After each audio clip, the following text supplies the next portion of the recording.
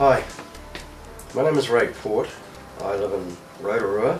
I'm a trout and game bird taxidermist. I've been specialising in trout and game birds for approximately the last 25 to 30 years, based here in Rotorua. What I'd like to do is just touch on the subject of how to look after your fish once you've caught it.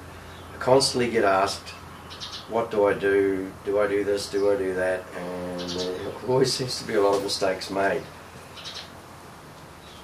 Let's just presume that you've been up fishing, up the Nongataha, you've caught the fish that you decide that this is the fish that you want mounted. So here's what you should do with it. When you first catch that fish, don't leave the fish in the net once you've netted it. As you know, they thrash around a lot and you're actually descaling the fish. So get the fish out of the net as soon as possible. Use your priest or a stone or a stick and give it a whack on the head right there, right on the top of the head. That will kill that fish very, very quickly. You've got your fish, you want it mounted, time to head home. I always tell guys to try and keep, if they can, an old towel in their car or in their fishing bag, preferably in their fishing bag. It doesn't need to be a big towel, just an average size towel. Wet that towel down, wring the water out of it, and you're going to place your fish or wrap your fish in that towel. Put the towel out flat, put your fish there like that, just loosely. Put the towel over it, over like that, both ways. That's going to keep that fish moist and it'll just stop everything from drying out.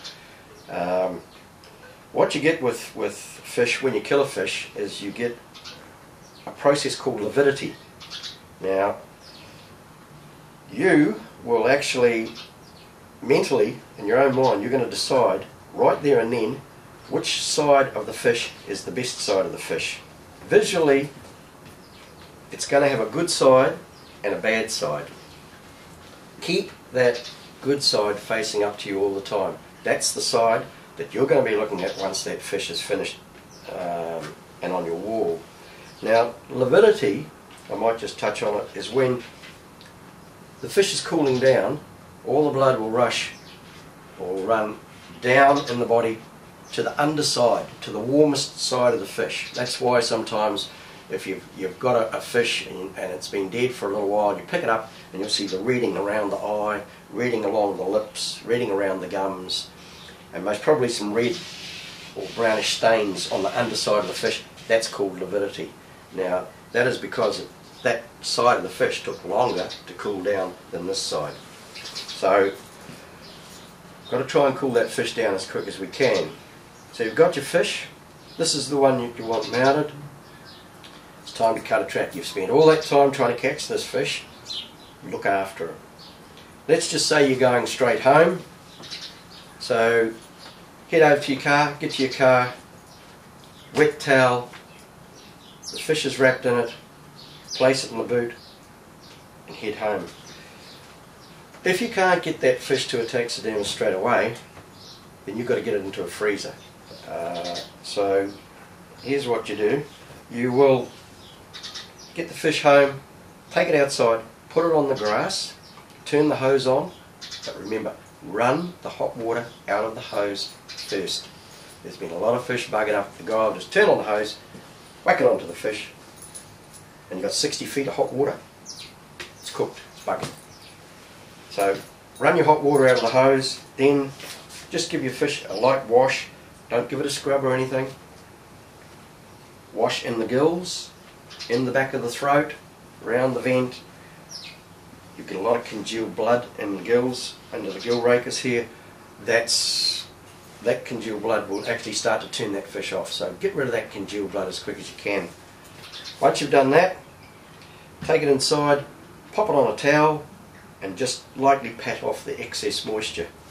Now, what we're going to do is, they've got such a very strong digestive system that if that gut fluid comes out of the vent, it's going to eat, the acidness on it is going to eat those scales off. Their digestive system is so strong that it can break down kura, snail shells, stuff like that. So we've got to stop that from coming out. So it's just cool, you just plug the vent. So get a little bit of toilet paper.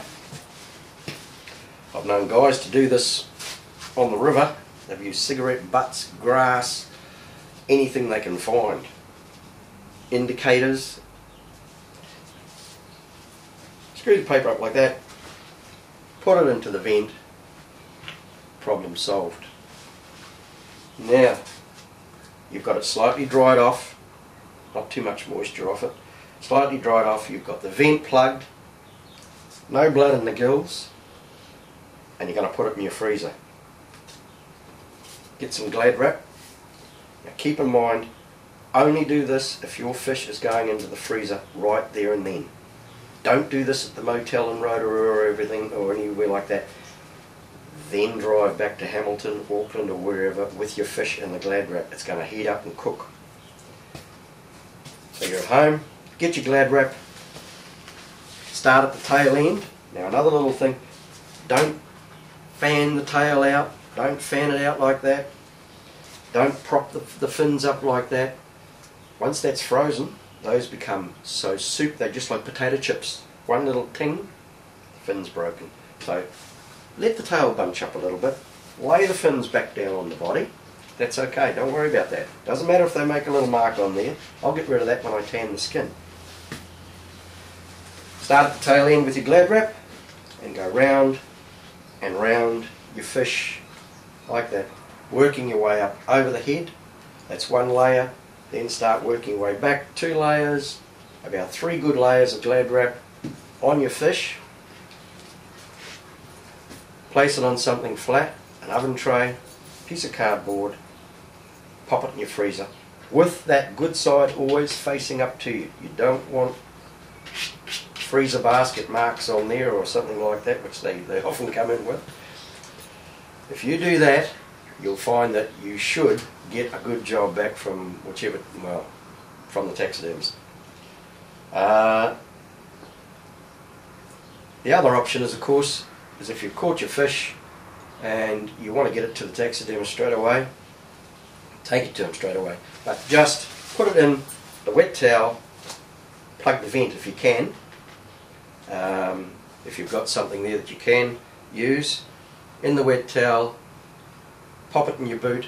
Don't put it in your car with the heater going. If you're at Okatona and it's 1 o'clock in the morning and you're heading back into Rotorua, and you're cold, just remember, don't turn your heater on. On sunny days, just be aware your boot lid heats up. Keep it cool as you possibly can. That way you should get a good job back. A few of the do's and don'ts. Don't hang your fish up. If you're in the bush and you want to continue fishing, don't hang it up, stick through the gills in a tree or anything like that. Once again, you'll get a blood rush to the tail, which is lividity setting in again, only this time all the blood is rushing down into that tail membrane, into these fin rays here. Once it's in there, I can't get it out. We find that it stains, and that tail section there will not tan when we tan the skin. Really, it's just unmountable. So if you can just keep your fish flat like that, you shouldn't have a problem. Don't gut your fish. That's a big no-no. Just keep it in one piece. Don't scrub your fish. Another big don't is don't put Vaseline on your fish. And I constantly keep getting, after 30 years, guys coming in and saying, oh, we put Vaseline on the fish, you might as well take it home, because it's just that basically they've ruined it.